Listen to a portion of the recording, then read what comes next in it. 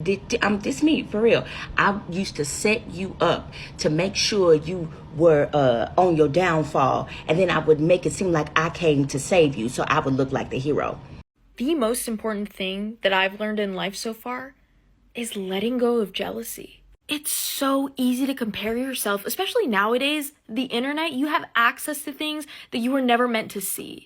Hey, this message could potentially save your life, or it can keep you from experiencing some of the worst delay or warfare that you could potentially ever experience. Do you want to know one of the most dangerous things I've seen people do today? I used to be one of the most jealous, envious people, just the most jealous, envious person that you could ever meet. I was very opportunistic. I would rob Peter to pay Paul. I would set you up. This me for real. I used to set you up to make sure you were on your downfall, and then I would make it seem like I came to save you, so I would look like the hero. So how I got delivered from jealousy and envy, I started to serve the people that I was jealous of. I overly celebrated them. Before you knew it, by celebrating people I was jealous of, I gained my own banquet center. Yes, I had a center where I would start, people paid me to celebrate them. I kid you not. I'm telling you, behind every jealous and envious person is someone who has a deep-rooted fear of being left behind. Self-reflection. Heal well.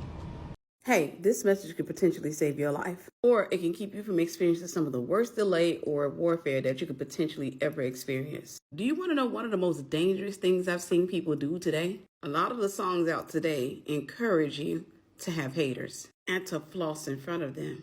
Baby, that's dangerous. Let me say it this way. When I was about 5 years old, we had a wasp nest in our garage. My brother and I were outside. He's 2 years older than me. He decided he wanted to get a broom and poke the nest. But we all know how that turned out. The only problem was he didn't get stung.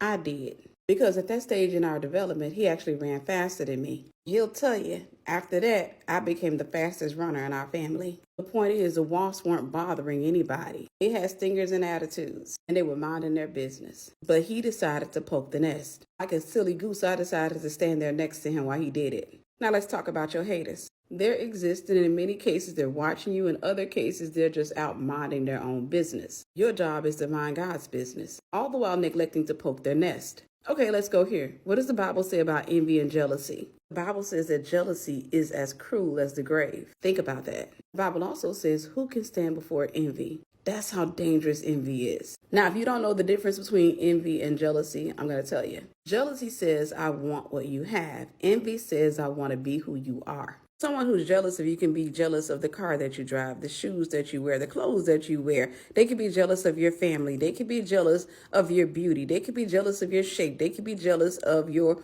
wardrobe. They can be jealous of a lot of things. Most of the times it's going to be things that are external. And yes, they can be jealous of multiple facets. They can be jealous of several things as it relates to you. But somebody that's envious of you actually wants to be you. They envy the way you talk, the way that you walk, the way that you do a thing, the way that you reason, the way that you dress, the way that you wear your hair. They will typically copy every facet of you. Someone who's jealous of you will typically try to stay away from you. Don't get me wrong, they can and do oftentimes come close, but somebody that's jealous of you, a lot of times when they get close, you're going to see it because they're going to always be negative. They may say something like, you like him. I don't know, I just think you could do better than that. Girl, you gonna wear that? I mean, I guess. That's jealousy. Somebody that's envious of you will typically go out of their way to get really close to you. They will flatter you, brag about you, buy you gifts. One of the things that you're going to notice that the closer they get to you, the more they begin to mimic you. For example, let's say that you have this quirk. Every time you laugh, you end your laugh with woo. So it sounds like woo. That happens to be your quirk. Your really close friend, all of a sudden she starts doing that. Now, that's not a cause to be alarmed because you will typically pick up some of the quirks of the people that are closest to you. But if you see that just about everything as it relates to your identity is being copied by her, then you're probably dealing with someone who's envious of you. Someone who got close to you just to study you. For example, let's say that you cut your hair off and dyed it blonde. Additionally, you have developed this infinity of crossbody bags. Now, first and foremost, your friend will probably try to talk you out of getting your hair cut, but let's say that you follow through with it. She may say something along the lines of, I've been planning to get that hair cut for years now. And if you follow through with it, she may say, I was scared to get it because I didn't think it would look right on me, but it looks so good on you. I think I might try. Then again, she may avoid you for 3 business days, and the next time you see her, she's wearing that haircut. In short, envy is a form of identity theft, whereas jealousy is just plain old theft. And I'm sitting here watching a generation basically take themselves out by poking the nest. And a lot of the music that you guys listen to encourage you to do that. When I tell you, Satan teaches people how to defeat themselves so he doesn't have to do it. Because you see, he was defeated over 2,000 years ago on a cross. So today he teaches you how to take yourself down or take yourself out. And this is mostly a crime in the Western world. Did you know, for example, people in Haiti, whenever they're coming to the United States of America, they don't announce it. A lot of countries are like that. Whenever they're coming to America or going to another country, they literally don't announce it. There's a reason for that, because they know that people will actively try to take them down. And I'm not talking about strangers. I'm talking about kinfolk. I'm talking about neighbors. I'm talking about besties. I'm talking about lovers. They would go out of their way, including using witchcraft, to try to stop the progression of that person. But in America, our music encourages us to be proud. And we wonder why we get so much warfare. Half of the warfare that you've been through would not have come your way had you kept your mouth shut. I think I'm about 64 books in, and I have several businesses. And the reason that I do it, God, of course, but also the wisdom that he gives me. He's taught me to put my bottom lip on my top lip, let them two meet, let them two marry, let them two kiss each other, and to be quiet. I don't announce what I'm doing. Only people who typically know what I'm doing are the people involved in the project. For example, I shot a short film in 2022. The only people who knew that I was shooting that film were the people involved in the project, aka my students, the videographers, the people I had to hire, the makeup artists, all that. Maybe some people that I wanted to audition. All the same, I had a page up looking for actors. You think I was running around telling everybody what I was about to do? Nay. Let me tell you why. I don't think you realize this, but a lot of people have a perception of you. They have already decided in their hearts how far you'll go in life. And in many cases, God has hidden your potential from them. I tell people this all the time. Some people can be amazing friends whenever they think you're stuck. I'm talking about they got your back. I'm talking about they'll give you the shirt off their own back. These people will fight your battles for you. They will bend both knees, lay prostrate, and pray for you. They are great friends as long as you reside within a certain dimension. But let them jokers know you're about to elevate. What was once your best friend can become your worst enemy. Why? Because she or he had a perception of you. And they may have even published that perspective of you or their perception of you in the ears of others. People don't want to be wrong. This is why you always got to pay attention to how people see you. So, for example, let's say that you have 3 children by 3 different guys, and all of your children were born during your BC days. That's before Christ. But you're not the same creature that you were when you had those children. You've since given your life to Christ. You've died to yourself. And now you've accepted a call on your life. You're called to the marketplace. You're a builder. But the people from your past, they can only see the old you. This is when you know it's time to let people go. Because people will always talk to the version of you that they can relate to. So every time you come around them, you got to talk about the past. You got to talk about your first baby daddy, your second baby daddy, and your third baby daddy, all the crazy stuff that they did. So all of your conversations with them sounds like, girl, do you remember? Your conversations are not progressional. So they may say, hey, girl, do you remember that time that you and Pee Wee was about to get it on? And you said that you happened to look at his face and you noticed that he had a hickey on the side of his face. Not on his neck, but on the side of his face. You thought it was lipstick. You tried to wipe it off, but it wouldn't come off. I still laugh about that to this day. That's an expired relationship. That's not to say that you have to cut her off. It is to say you can't walk hip and hip with her anymore. All the same, you have to change the conversation to talk about what is happening in today for you. And when you repeatedly do this, you will typically walk away. The point is, don't poke the bear. I got one more story time for you. Amazingly enough, it involves another childhood memory of me and my brother. By the way, brother, if you're watching this, I love you. But we were 9 years old. I caught a kitten and I asked my dad if we can keep it. I didn't ask my mom because I knew she would say no, so I asked my dad, and of course he said yes. Matter of fact, I think I actually did ask my mom and she said no, but then I went back and asked my dad. Either way, I wasn't going to be able to keep it in the house. I just wanted to keep feeding it so it can keep coming to our house. Anywho, this was a black and white kitten that I came to name Genro. I don't remember seeing Genro's mother, but I do remember Genro running with an orange tabby, a kitten that is. So after I made Genro mine, I went back to my dad. I said, Dad, Genro has a brother. Can I keep him? My daddy said yes. Now, mind you, Genro and his brother were still running around the neighborhood together. The only difference was Genro would come to my house to eat. His brother would come with him, but he would run away whenever he saw us. And when we moved from that neighborhood, we took Genro with us. Anywho, one day, I spot Genro and the orange kitten. Let me mention this. This story is for those of you who happen to deal with envy or jealousy. I'm talking about those of you who like to mind other folks' business. So we watched the kittens run through the backyard, and there was a fence in the backyard, a fence that we had been told not to jump. But when I was 9 years old, when I was a young girl, I was a bit of a tomboy. I was incredibly athletic.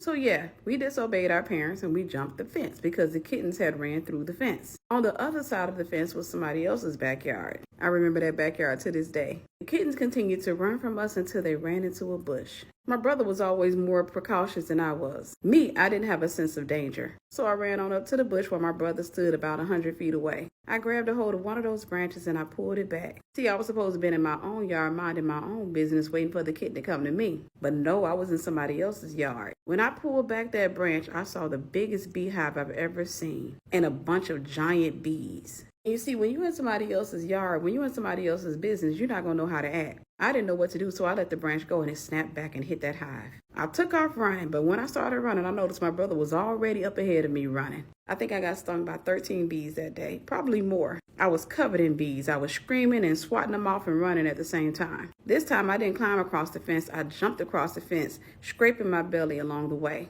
Needless to say, I was sick the entirety of that day. I'm talking about vomiting profusely, couldn't stay awake for anything. The point is, mind your business and understand that what is for you is for you. And to those who God is blessing in this season, keep your mouth shut. Unless you're auditioning to be delayed or denied. If you're ready for a change, write, "I'm keeping my mouth shut" in the comment section. And be sure to follow me on YouTube. The link is in my bio. And remember, you gotta hush to prosper. The most important thing that I've learned in life so far is letting go of jealousy. It's so easy to compare yourself, especially nowadays. The internet, you have access to things that you were never meant to see. I used to compare myself to everybody in the beauty community. I'd see someone with a bigger following, better product deal, glamorous lifestyle, and I would feel envious because how else am I supposed to feel? Here's what you do instead, okay? Because comparison is the thief of joy, and comparison activates so many insecurities that you didn't even know that you had. I read several books on jealousy, okay? So I'm gonna give you the cliff notes. My advice is, instead of letting the jealousy eat you away, use those moments as motivation and inspiration. You need to talk to yourself in your internal dialogue and say to yourself, wow, that's amazing. What that person has is so cool, so awesome. I didn't know that was possible. Maybe it can be possible for me one day. That just really helped me understand that there's always room to grow and improve yourself. Seeing other people achieve amazing things, that's your inspo. That's your sign to just keep going with what you're passionate about. There's always going to be people who are more successful than you. But you have to come up with your own definition of success. What really matters is being true to yourself and sharing your passion with the world. People will see that and they'll recognize that, and you'll be awarded for it. I know it can be so tough to see other people get what you've been working towards. I've been posting makeup content and art content since before I even knew that could be a job. My goal was never to be famous or anything like that. My goal is to help people. That's what I want to do. What really matters to me is the people I'm helping and the impact that I'm making. I genuinely love being here and I love creating. I have influencer friends who get way better opportunities than I do, but I'm genuinely so happy for them because they work hard, they deserve it. There have been times where my friends go get to meet Selena Gomez and I just have to wait at the Airbnb because I didn't get invited. But hey, I'm happy for them. That's amazing. I'm cheering my friends on. I'm celebrating their success. It doesn't mean that I'm not successful. So to anyone out there feeling jealous or comparing yourselves to others, just remember, your journey is unique. Everyone has a different timeline of how they're accomplishing things, when they're accomplishing things. You have the opportunity to focus on your own growth. When your friends have an amazing opportunity happen to them, that's an opportunity for you to be happy for them and to manifest something like that for yourself. Those same feelings that you have that are negative and bad about yourself, just flip it around and use that to manifest and imagine what you can have. And be happy because you deserve those good vibrations. You deserve to feel those happy vibrations. Celebrate each other's successes. Inspire each other to be the best versions of ourselves.